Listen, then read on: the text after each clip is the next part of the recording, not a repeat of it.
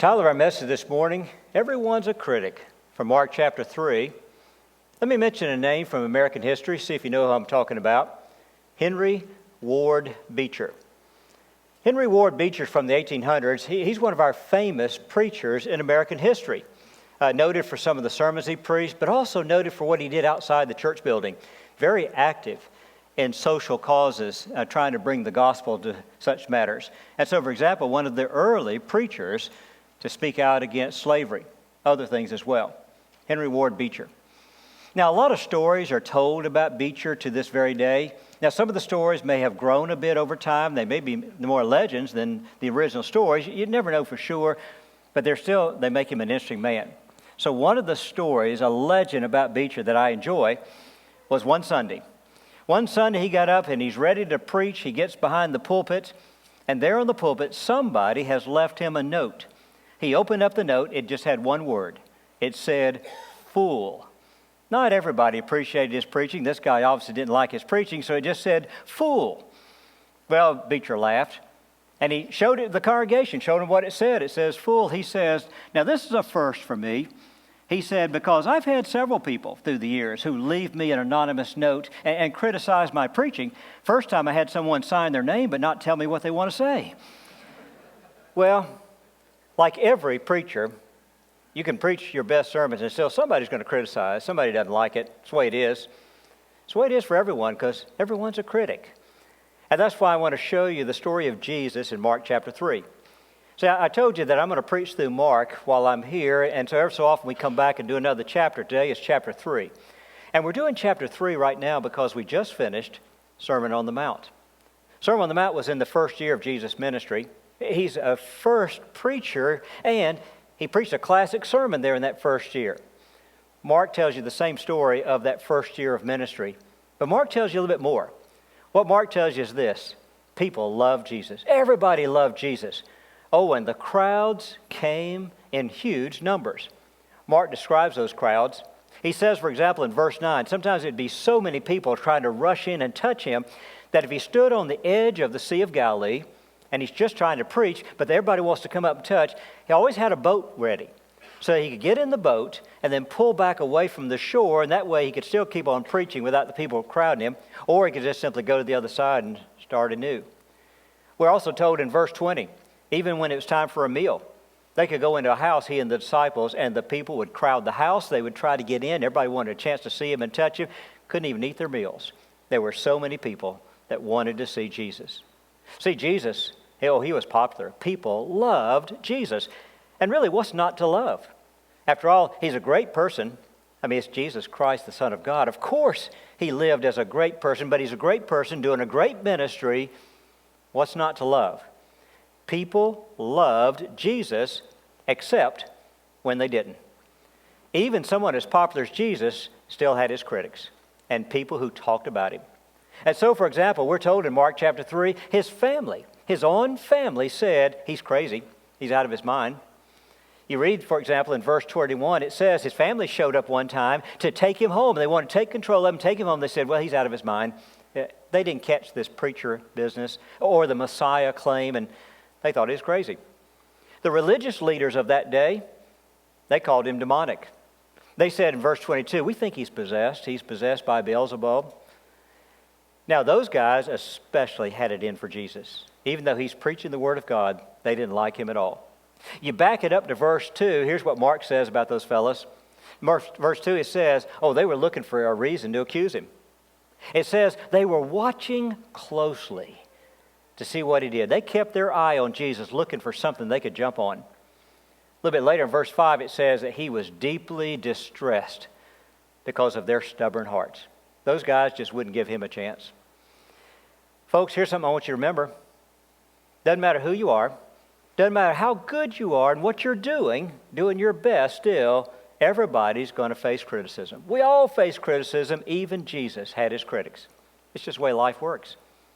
So, speaking to you folks, if you've ever had that occasion when you're doing the best you can, you're giving it your best, you're doing what's right, and still somebody's picking on you, you're in good company. It's how Jesus lived as he did his ministry. And so you want to do what Jesus did. You just ignore the critics and just keep moving forward, doing the right thing. That's about all you can do. Because everybody's a critic, and everybody's going to come at you at some point and criticize you. You just move on. But to be fair to the subject, I got to flip that around. Because while there are times when you and I are on the receiving end of criticism, if we're honest with ourselves, there's times we're on the giving end. Times when we are speaking of criticism of someone else. Maybe directly to them, you're wrong. Maybe sometimes just talking to somebody about them. Either way, there's times when we're giving the criticism. Now, folks, there's a time and place for criticism. And there's a time and place, for example, telling someone that's wrong and calling them out. Jesus did that. Jesus himself would criticize those religious leaders and call them out for their bad actions, their bad attitudes. And so there's a time and place for calling someone out when they're wrong. Or as Paul taught in the New Testament epistles, if we're going to be a body that works together and helps each other grow, there are times when we're going to have to challenge one another, rebuke one another, correct one another, encourage one another. You tell me when I'm wrong so I can do right, and I'll do the same for you. You see, there is a time and there's a place for criticism. But the key is we got to learn how to do it right. If we're going to do it at all, we got to do it right. Otherwise, we become like the critics in the ministry of Jesus. A good man doing a good work, but being picked on by those who didn't like him. We don't want to be that. And that's why this morning, I want to give you what I call a word to the wise. A word to the wise before you criticize. Now, it's going to be common sense, but it's also going to be Scripture. Because the Bible speaks about this time and time again, especially the wisdom literature of Proverbs and Ecclesiastes, that if you're going to open your mouth and say something about someone else, here's what you need to know first. So with that as advice for all of us, including myself, let me get started. First, before you criticize, know what you're talking about. That makes sense, doesn't it? If you're going to comment on a situation, first know the situation. Know what you're talking about. So know what really did happen and why it happened. See, sometimes you and I, we just hear a piece of a story. But the way our minds work, all I need is a piece. I already got an opinion. I need more than that before I say it out loud. I need to know what really happened. And that's why sometimes you got to get past this second and third hand that you heard, get to the source and find out, did you really do that? And if you did, why'd you do it? Because what you may discover is it wasn't exactly the way you heard it, or maybe it was, but when you hear the why, you say, I think I'd have done the same thing too. It always pays to know what you're talking about before you start talking. Now, the Scriptures tell us to do this. Proverbs chapter 18. Proverbs 18, verse 2, here's what he says. He says, now, those of us who are fools, he says, well, a fool doesn't really care for understanding. What a fool wants to do is just air his own opinions. I don't really care. I don't know a lot about the story, but it doesn't matter. I tell you what I think. But you need to first understand what happened. And then it's time to speak. He'll say later in that same chapter, verse 13, to answer before you listen, well, that's folly and shame. No, first, know the facts, know the story, know the person, know the situation. And once you know, then form an opinion, an informed opinion, and then if need be, you can express that. That's the first step to know before you ever criticize. First, know what you're talking about. Secondly, though, think. Think before you say it. This is good advice. Always think about it. First, ask yourself this question. Do I know what I'm talking about? Is it an informed opinion? Do I have the facts? You also might want to ask the question, is this the right place, the right time? Is this the right way to say it, or should I rethink it? You want to think first before you say anything. And then having thought it, you might be ready to say something. I was advised when I was young, if you got something to say to somebody, first write it out on a piece of paper. And once you've written it out, reread it, and edit it, if you will, and then you're ready to talk. Now, I caution you, I like the old-fashioned way, pen and paper, because if you do it on the keyboard, just automatic response, you'll hit post or send before you realize it, and you haven't had a chance to really think it through. Look at it carefully, think, and then say what you say. That's the best way to do it. Scripture teaches that, for example, Proverbs chapter 15. Proverbs 15, here's what the writer says. He says, those who are wise, the heart of the wise will weigh its answer. Whereas you'll have those who are wicked. Oh, they'll just gush forth with evil, say all types of things. Here's what Jesus said in Matthew chapter 12. Jesus said there's going to be a day where you're going to have to give an accounting. You'll have to give an account of yourself at Judgment Day for every careless word. Now, that's a word without a care. That is, you didn't think it. You just said it. And that's what we do sometimes. We'll say something, we get called on and say, well, I wasn't thinking. I didn't know. I didn't mean anything. Jesus says, you have to give an account for your careless words. Think before you say something. I'll tell you something else. Don't say everything you think. A lot of us think way too many things. Shouldn't be said out loud. Just think it. So think before you speak, and think about not saying everything that you're thinking. That's just good advice. And that indeed is what Proverbs recommends once again in chapter 12. In chapter 12, Proverbs says, that's what the wise do. The heart of the wise is going to weigh the answers he's told us. And then he says, and he won't say everything he's thinking. He doesn't tell everything he knows. He doesn't give it away. Whereas the one who is evil and foolish just blurts it all out. No, hold on to some of that and hang on to it tight. Don't let it go yet. Here's the problem, you see. It could be that someone has come to you and said, I want a critique. Tell me what you think. After all, they just got done doing a presentation. They performed for you. Maybe they gave you something they wrote. They want you to read it and tell them what you think. Whatever the occasion may be, they've asked for you to be a critic. That's great. But you may look at it and say, boy, I tell you, I had a long list here. There's a lot of things you need to work on. Folks, a long list of criticism could be overwhelming. It could have a way of actually hurting rather than helping. Perhaps you want to pick out the key things, the things that really matter. Speak about those. I think at home you and I need to remember this, because with husband and wife, parent and child, it's so easy to go out through your day and see all the things that they're not doing that's up to your standard. And sometimes we like to tell it time and time and time again. Maybe we should just pick the big ones and the things that matter. Skip the small potato stuff that's not going to make much difference anyway, because after all, if you start naming all the things before you know it, you come off as a nitpicky kind of person, negative and critical about things, and you didn't want to be that guy. Which reminds me, you heard the story about the young monk getting ready to join a monastic order. Now, this was a monastery that had a strong vow of silence. The way the vow of silence for them worked was that you can't say a word, not a single word, 24/7. You got one time each year, at the end of the year, you get to go in before the abbot, the chief of the monks, and he's going to let you say 2 words, so choose your words carefully. This young guy, he joins, end of his year, he comes in, a frown on his face. He's got 2 words, bed hard. Okay, he walks out. Another year later, he comes back, it's his chance for his 2 words. He says, food stinks. All right, he's not enjoying himself. That 3rd time, he comes back at the end of the year, he says, I quit. And the chief says, well, you might as well. All you do is complain about everything around here. You know, he didn't say much, but the impression he gave was he's a complainer and a criticizer. You don't want to be that. That's why it's good advice. That is, you know what you're talking about, and you think before you say it, and then don't say everything that you're thinking. I like what Psalm 39 says, good motto for all of us in everything. Psalm 39 says, I'm going to guard my tongue against sin. I'm going to put a muzzle in my mouth.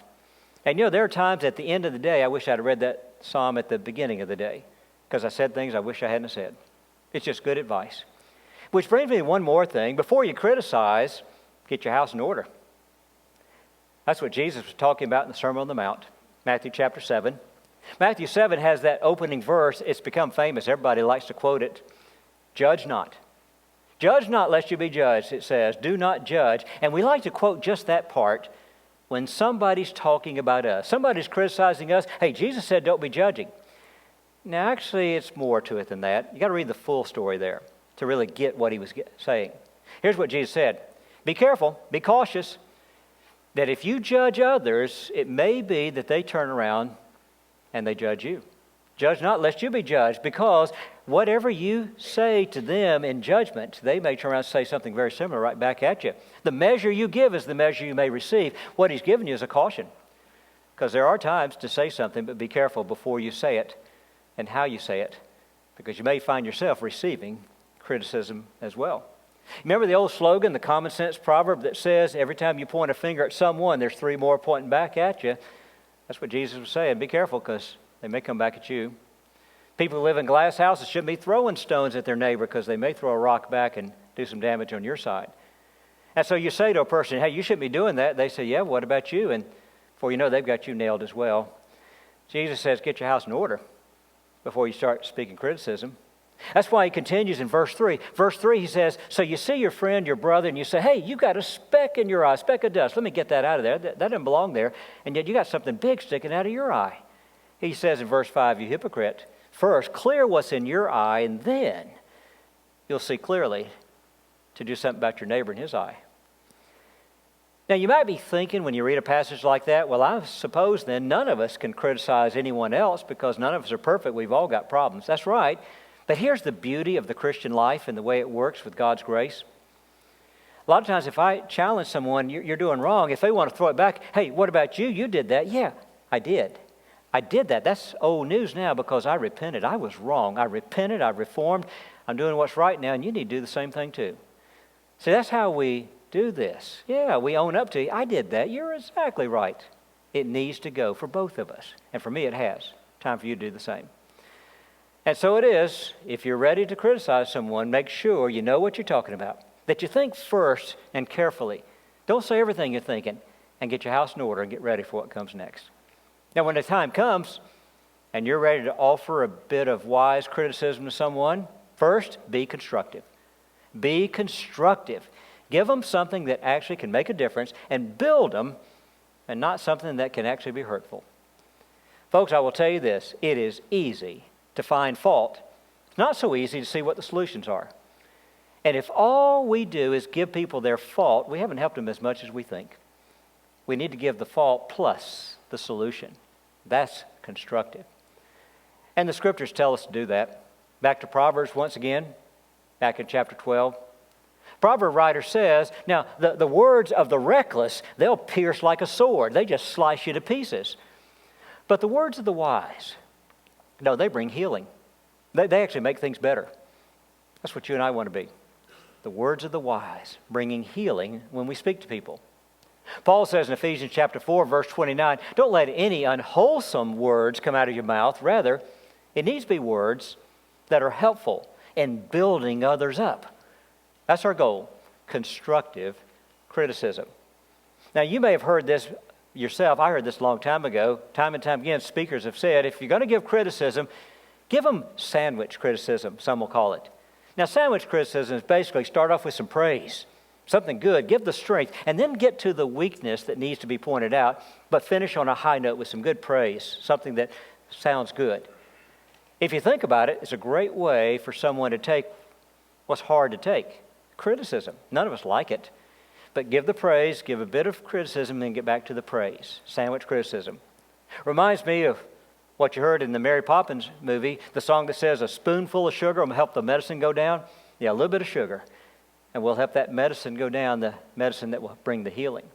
That's how constructive criticism operates. If you're going to speak, be constructive and be gracious. Be kind and gentle and merciful and loving. That's in your manner, in your style. That's in your word choices, the phrasing. That's in everything you do. Do it in a gracious manner. In fact, the same gracious manner you'd love for somebody to do for you when you need to be called out. As the Sermon on the Mount says, do unto others the way you'd like for them to do unto you. As Jesus said in Matthew chapter 7, he said, the measure you give is the measure you'll receive, and so we try to give it in a graceful and merciful and loving way.